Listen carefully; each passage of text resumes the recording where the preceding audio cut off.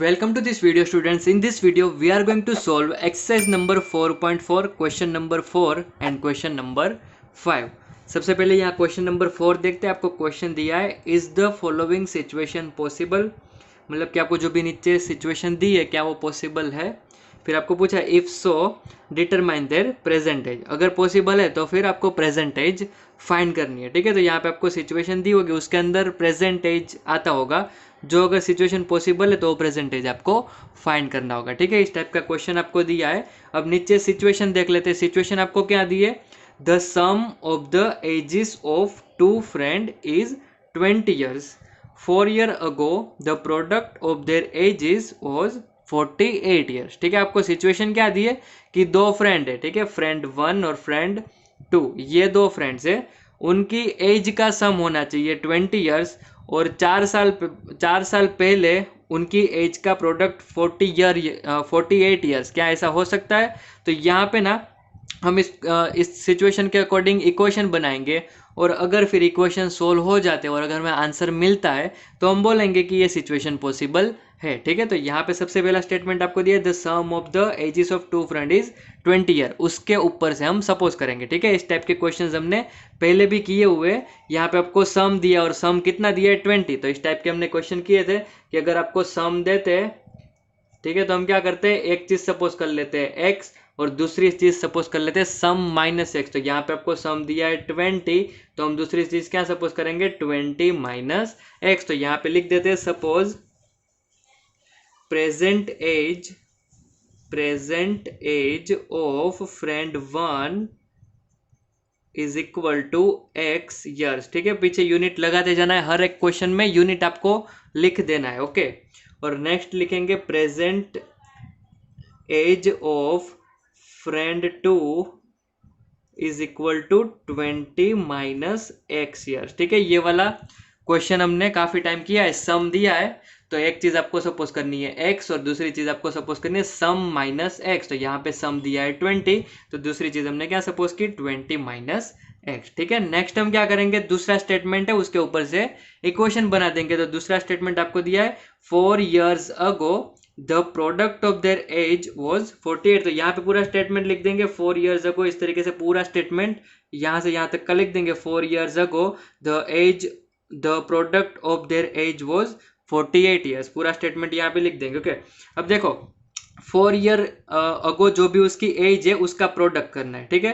तो अभी देखो फ्रेंड 1 की एज कितनी है एक्स, तो 4 year अगो कितनी होगी x माइनस 4 होगी। ठीक है, जितनी भी एज होगी उसमें से अगर 4 माइनस कर देते तो उसकी 4 साल पहले की एज मिल जाती है। ठीक है, तो फ्रेंड 1 की 4 साल पहले की एज x माइनस 4, फ्रेंड 2 की 4 साल पहले की एज क्या हो जाएगी, तो देखो 20 माइनस एक्स है। ठीक है, उसमें से 4 माइनस कर देंगे तो वो हमें मिल जाएगा 20 माइनस 4 हो जाएगा 16। ठीक है, और यहाँ पे माइनस एक्स पीछे इस तरीके से लिख देंगे, तो उसका इस यहाँ पे भी कैलकुलेशन कर सकते हैं। ठीक है, 20 माइनस एक्स था और 4 साल पहले माइनस 4 कर देंगे और इन दोनों का प्रोडक्ट, तो यहाँ बीच में कुछ भी साइन नहीं रखेंगे तो उसको हम कंसीडर करेंगे मल्टीप्लीकेशन में। तो ये हो गया उनका प्रोडक्ट और उसका प्रोडक्ट कितना होना चाहिए 48। देखो यहाँ पे आपको दिया है product of their age was 48 और कौन सी एज लेनी है 4 year अगो वाली, तो यहाँ पे माइनस फोर दोनों में कर देना है। ठीक है, नेक्स्ट हम क्या करेंगे x माइनस 4, यहाँ पे कुछ भी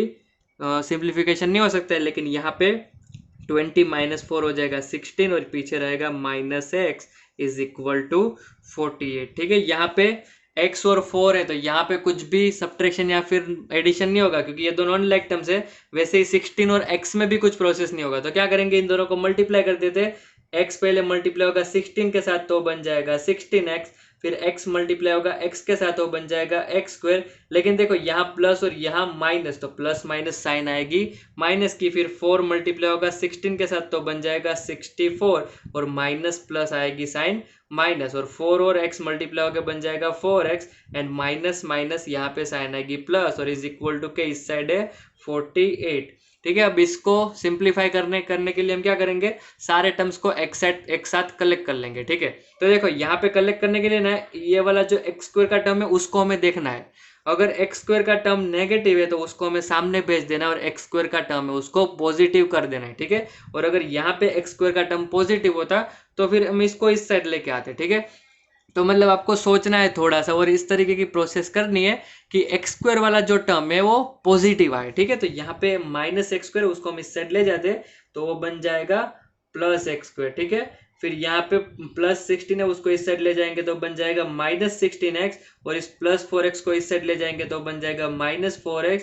फिर ये माइनस 64 को इस साइड ले जाएंगे तो बन जाएगा प्लस 64, और यहाँ पे ऑलरेडी प्लस 48 पहले से ही था, ठीक है। ये सारी चीजें उसको हमने साइन चेंज करके इस साइड ले ली, ठीक है। तो यहाँ इस साइड लेफ्ट हैंड साइड में क्या बचा, 0, तो इज इक्वल टू 0 यहाँ पे भी लिख सकते हैं, या फिर स्टैंडर्ड फॉर्म में लिखना हो तो यहाँ पे भी इज इक्वल टू 0 हम लिख सकते हैं। तो इज इक्वल टू 0 हम राइट हैंड साइड में रखेंगे, ठीक है, ताकि इक्वेशन हमें स्टैंडर्ड फॉर्म में दिखाई दे। नेक्स्ट यहाँ पे हो जाएगा एक्स स्क्वायर, ठीक है। ये 16 और 4 देखो सेम टर्म्स फाइंड करने, सेम टर्म्स मतलब एक्स स्क्वायर वाले टर्म्स तो एक ही टर्म है तो उसको हम ऐसे ही रहने देंगे, ठीक है। फिर x वाले दो टर्म्स है और उसकी साइन सेम है तो दोनों ऐड हो जाएंगे और बन जाएगा 20x, और दोनों नेगेटिव है तो यहाँ पे भी क्या आएगा, -20, ठीक है। नेक्स्ट दोनों नंबर वाले टर्म्स, ठीक है, एक्स स्क्वायर वाला टर्म, एक्स वाले टर्म्स और नंबर वाले टर्म्स इस तरीके से अलग करके उनको प्लस माइनस कर दे जाना है। तो नंबर वाले टर्म्स प्लस होंगे क्योंकि दोनों की साइन सेम है, तो 8 + 4 हो जाएगा 12, कैरी 1, 4 + 6 10 एंड 1 हो जाएगा 11। तो यहाँ पे इक्वेशन कुछ इस तरीके से बन जाएगा, ठीक है। तो यहाँ पे इस सिचुएशन के अकॉर्डिंग हमारा इक्वेशन बना, ठीक है।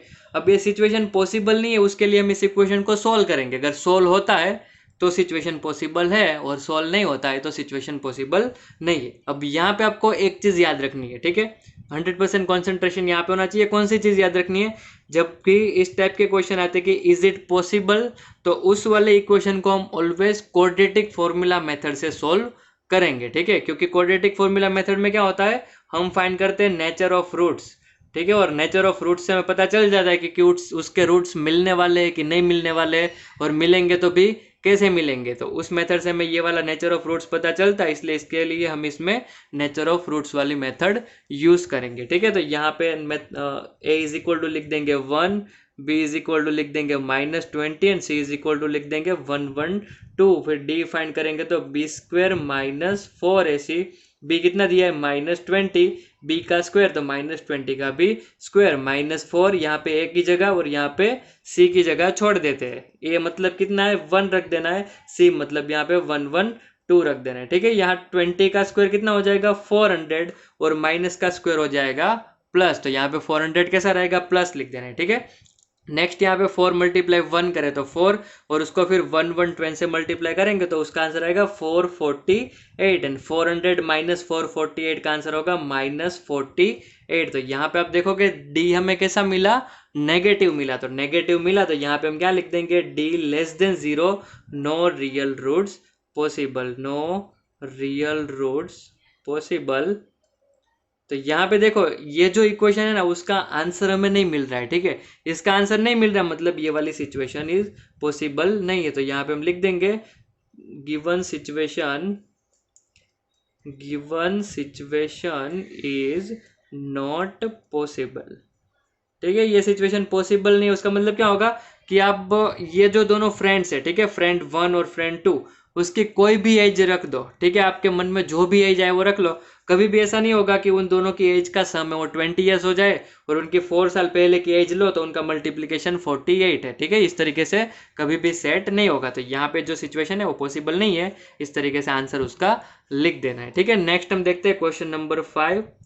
क्वेश्चन नंबर 5 आपको दिया, is it possible to design a rectangular park, ठीक है। ऐसा पूछा है कि क्या ये पॉसिबल है कि आपको एक रेक्टेंगुलर पार्क बनाना है और उसमें कंडीशन होनी चाहिए कि उस रेक्टेंगुलर पार्क की पेरीमीटर होनी चाहिए 80, ठीक है, एंड उसका एरिया होना चाहिए 80 मीटर, यहाँ पे यूनिट आएगा मीटर, एंड उसका एरिया होना चाहिए 400 मीटर स्क्वायर, ठीक है। इस तरीके की दोनों चीजें हो ऐसा रेक्टेंगुलर पार्क हम बना सकते हैं, ऐसा आपको पूछा है, ठीक है। तो देखो यहाँ पे ना रेक्टेंगुलर पार्क में रेक्टेंगल में दो चीज होती है, लेंथ एंड ब्रेथ, ठीक है। तो यहाँ पेरीमीटर का यूज करेंगे और दोनों चीजें हम सपोज करेंगे, ठीक है। लेंथ को पहले ऐसे ही सपोज कर लेते हैं, suppose length is equal to, या फिर लिख देंगे length of rectangular park, length of rectangular park is equal to x, और पीछे उसका यूनिट लिखना भूलना नहीं है। तो यहाँ पे यूनिट यूज हुआ है मीटर का, तो यहाँ पे हम लिखेंगे मीटर, ठीक है। नेक्स्ट क्या लिखेंगे, तो देखो अभी ब्रेथ के बारे में आपको कुछ ऐसा दिया नहीं कि breadth is equal to length का डबल है या फिर लेंथ का 3 टाइम से 2 ज्यादा है, ठीक है, इस टाइप का कुछ रिलेशन नहीं दिया है। लेकिन यहाँ पे दूसरी चीज, एक नई चीज आपके लिए आई है, यहाँ पे आपको दिया है पेरीमीटर इज इक्वल टू 80। तो आपको पता है कि पेरीमीटर और लेंथ और ब्रेथ के बीच में कुछ रिलेशन है, तो यहाँ पे उसका फॉर्मूला हम लिख देंगे कि your perimeter is equal to 80 metre, ठीक है। फिर पेरीमीटर का फॉर्मूला क्या आता है, तो 2 मल्टीप्लाई लेंथ प्लस ब्रेथ, ठीक है। ये रेक्टेंगल के लिए फॉर्मूला है पेरीमीटर का, 2 multiply length plus breadth is equal to हो जाएगा 80, ठीक है। अब नेक्स्ट यहाँ 2 जाएगा इसके डिवीजन में, तो लेंथ प्लस ब्रेथ बचेगा 40, ठीक है। यहाँ 2 है मल्टीप्लीकेशन में, तो इस साइड जाएगा तो डिवीजन में चला जाएगा, और 80 अगर 2 से डिवाइड होता है तो उसका आंसर क्या आएगा 40। ओके, तो नेक्स्ट यहाँ पे देखो लेंथ हमने पहले से सपोज की हुई है यहाँ पे x, ठीक है। तो लेंथ की जगह हम रख देंगे x और ब्रेथ की जगह हम रहने देंगे ब्रेथ। फिर नेक्स्ट यहाँ पे ब्रेथ को हम सब्जेक्ट बनाए तो 40 माइनस x मीटर, ठीक है। तो यहाँ पे हमारा ब्रेथ भी सपोज हो गया 40 माइनस x। तो इस तरीके से पूरी प्रोसेस करनी है तो ही आपकी दो चीजें सपोज होगी, ठीक है। तो यहाँ पे आपकी एक नई चीज आई है, तो ये चीज भी आपको याद रखनी है। अब नेक्स्ट वाली जो प्रोसेस है वो काफी इजी है। आपको दिया है कि उसका एरिया होना चाहिए 400 मीटर स्क्वायर। तो एरिया का फॉर्मूला हमें पता है रेक्टेंगल के लिए, ठीक है। एरिया का फॉर्मूला क्या होता है, लेंथ मल्टीप्लाई ब्रेथ। एरिया दिया है 400, लेंथ यहाँ पे हमने सपोज किया था x और ब्रेथ हमने यहाँ पे सपोज किया है 40 माइनस x। तो यहाँ से इक्वेशन बन जाएगा हमारा 400 का रहेगा 400, x अंदर मल्टीप्लाई होगा तो x मल्टीप्लाई 40 हो जाएगा 40x and x multiply x हो जाएगा एक्स स्क्वायर, ठीक है। अगर इसको स्टैंडर्ड फॉर्म में कन्वर्ट करें तो यहाँ पे देखो एक्स स्क्वायर वाला टर्म वो नेगेटिव है, ठीक है। नेगेटिव नहीं चलेगा, पॉजिटिव बनाना होगा, तो इसको हम इस साइड लेके आएंगे तो बन जाएगा प्लस एक्स स्क्वायर। ये इस साइड आएगा तो माइनस 40x, और यहाँ पे ऑलरेडी प्लस 400 था ही, उसको हम ऐसे ही लिख देंगे प्लस 400, और यहाँ पे कुछ नहीं बचा तो इज इक्वल टू 0 लिख देंगे, ठीक है। तो ये सिचुएशन हमें दी थी कि पेरीमीटर होनी चाहिए 80 और एरिया होना चाहिए 400। वो दोनों सिचुएशन का यूज करके हमने इस तरीके का एक क्वाड्रेटिक इक्वेशन बनाया। अगर इस क्वाड्रेटिक इक्वेशन का सॉल्यूशन मिलता है तो ये वाली सिचुएशन जो मैं दी है वो पॉसिबल है, और अगर इसके सॉल्यूशन नहीं मिलते हैं तो सिचुएशन पॉसिबल नहीं है, ठीक है। तो इसको हम सोल्व करेंगे क्वाड्रेटिक फॉर्मूला मेथड से, ठीक है। याद रखनी है ये चीज कि जब भी इस टाइप का क्वेश्चन आता है इज इट पॉसिबल, तब हम कौन सी मेथड यूज करेंगे, क्वाड्रेटिक फॉर्मूला मेथड, क्योंकि उसमें नेचर ऑफ रूट्स आता है तो हमें पहले से ही पता चल जाता है कि सॉल्यूशन मिलने वाला है या नहीं मिलने वाला है, ठीक है। तो यहाँ पे हम लिख देंगे ए बी एंड सी। ए कितना होगा, एक्स स्क्वायर के आगे क्या है, कुछ भी नहीं तो 1, एक्स के आगे क्या है माइनस 40, तो बी हो जाएगा माइनस 40, और अकेला नंबर कौन सा है 400, तो सी हो जाएगा 400। यहाँ पे डी फाइंड कर लेते हैं, B square minus 4ac, B कितना दिया है माइनस 40, और बी का स्क्वायर तो माइनस 40 का स्क्वायर, फिर 4, ए की जगह पे रख देंगे 1 और सी की जगह पे रख देंगे 400, ठीक है। यहाँ पे 40 का स्क्वायर हो जाएगा 1600, और माइनस तो माइनस का स्क्वायर हो जाएगा प्लस, ठीक है। तो यहाँ प्लस 1600 माइनस इसको मल्टीप्लाई करें तो वो भी कितना हो जाएगा 1600, एंड 1600 माइनस 1600 कितना हो जाएगा 0 हो जाएगा, ठीक है। तो यहाँ पे d इज इक्वल टू 0 मिला, उसका मतलब क्या होगा 2 इक्वल रूट्स, मतलब हमें एक रूट मिलने वाला है, क्योंकि दोनों रूट कैसे इक्वल, उसका मतलब क्या होगा कि एक रूट मिलने वाला है, ठीक है। और जब भी यहाँ पे देखो जब भी दो इक्वल रूट आते हैं ना, तब आप इस तरीके से डायरेक्ट आंसर लिख सकते हो माइनस बी अपॉन 2a, ठीक है। दो डिफरेंट रूट आते हैं तो हम दो कंडीशन बनाते हैं, minus b plus root d upon 2a, minus b minus root d upon 2a, ठीक है। लेकिन जब d इज इक्वल टू 0 आता है तो पीछे माइनस, देखो d 0 हो गया, ठीक है, और d 0 हो गया तो रूट डी भी क्या हो जाएगा 0 ही होगा, ठीक है, क्योंकि d 0 है तो d का स्क्वायर रूट रूट डी, फिर 0 का स्क्वायर रूट 0 हो जाएगा, ठीक है। तो d 0 है तो पीछे प्लस रूट डी करे या फिर माइनस रूट डी करने की जरूरत नहीं है, तो हम डायरेक्टली आंसर लिख देंगे x is equal to minus b upon 2a। ये चीज भी आप याद रख सकते हो, जब भी d is equal to 0 2 equal root आता है तब root x is equal to directly minus b upon 2a, सिर्फ इतना सा लिखोगे तो भी आपका आंसर आ जाएगा, ठीक है। तो x is equal to minus b, अब b आपको कितना मिला था माइनस 40, तो minus b is equal to हो जाएगा प्लस 40, नीचे 2 इंटू ए आपका कितना दिया है 1, तो 40 अपॉन 2, तो x यहाँ पे हमें मिल जाएगा 20, ठीक है, x यहाँ पे मिला 20। अब क्वेश्चन आपको क्या पूछा था कि अगर पॉसिबल है तो find its length and breadth, तो x 20 मिला तो यहाँ पे हम लेंथ एंड ब्रेथ उसके ऊपर से फाइंड कर लेंगे। Length is equal to x is equal to 20 metre, ठीक है, क्योंकि x हमारा लेंथ हमने क्या सपोज किया था x, तो यहाँ लिख देंगे लेंथ x और x कितना मिला 20, तो पीछे यूनिट लगा देंगे 20 मीटर। फिर हम ब्रेथ फाइंड कर लेंगे, ब्रेथ हमने क्या सपोज किया था 40 माइनस एक्स, तो 40 माइनस एक्स और x कितना मिला 20, तो 40 माइनस 20 वो भी क्या हो जाएगा 20 मीटर, ठीक है। तो यहाँ पे देखो लेंथ भी 20 मिला और ब्रेथ भी 20 मिला, ठीक है, दोनों सेम मिले।